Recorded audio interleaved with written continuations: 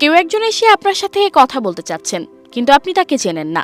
দু এক কথার পর ব্যাপারটা স্পষ্ট হলো, এক বন্ধুর সাথে চেহারার হুবহু মিল থাকায় গুলিয়ে ফেলেছেন তিনি। এমন ঘটনা প্রায়ই ঘটে মানুষের। প্রায় বিখ্যাত মানুষদের অনুরূপ চেহারার অনেককে দেখা যায়। এমনকি শাহরুখ খান, সালমান খান, ঋতিক রোশন বা জন আব্রাহামের মতো অনেকটা হুবহু চেহারার ছবি সামাজিক যোগাযোগ মাধ্যমে দেখা যায়। অনেকে আসল শাহরুখ খান ভেবে ভুলও করে বসেন। ঐশ্বরিয়া রায়ের সঙ্গে স্নেহা উল্লাল কিংবা ক্যাটরিনা কাইফের সঙ্গে জারিন খানের মুখের সাদৃশ্য খুঁজে পান অনেকে। ওদিকে রবীন্দ্রনাথ ঠাকুরের চেহারার সঙ্গে মিল থাকায় কলকাতার সোমনাথ ভদ্রকে দেখে অনেকেই ভিমরি খান। গোপালগঞ্জের আরুক মুন্সি নামের ভদ্রলোককে দেখলে আচমকা বঙ্গবন্ধুর মুখ মনে পড়ে। বিজ্ঞানী আইনস্টাইনের চেহারার সঙ্গে প্রায় ৮০% মিল রয়েছে আমেরিকান বংশোদ্ভূত চীনের অধ্যাপক গ্যারি মানজোর। চেহারার সাদৃশ্য কখনো কখনো ঝামেলাও ডেকে আনে।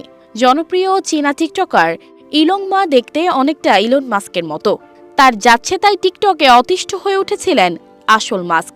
শুধু কি মাস্ক, সাবেক মার্কিন প্রেসিডেন্ট ডোনাল্ড ট্রাম্প, এমনকি রকেটম্যান খ্যাত কিম জং উনের মতো দেখতে হুবহু চেহারার মানুষও রয়েছে পৃথিবীতে। তাদের নিয়ে গণমাধ্যমে খবরও বেরিয়েছে বেশ কয়েকবার। যমজ ভাই বোনদের চেহারার মিল থাকা স্বাভাবিক, তবে কোনো ধরনের জৈবিক সম্পর্ক ছাড়া একাধিক মানুষের চেহারায় মিল থাকার ব্যাপারটি রহস্যজনকও বটে। এটিকে বলা হয় ডপলগ্যাঞ্জার বা লুক-অ্যালাইক। বিজ্ঞান বলছে একই রকম দেখতে পৃথিবীতে সর্বোচ্চ ৬ থেকে ৭ জন মানুষ পাওয়া সম্ভব। সানজিদা রহমান, প্রবাস খবর।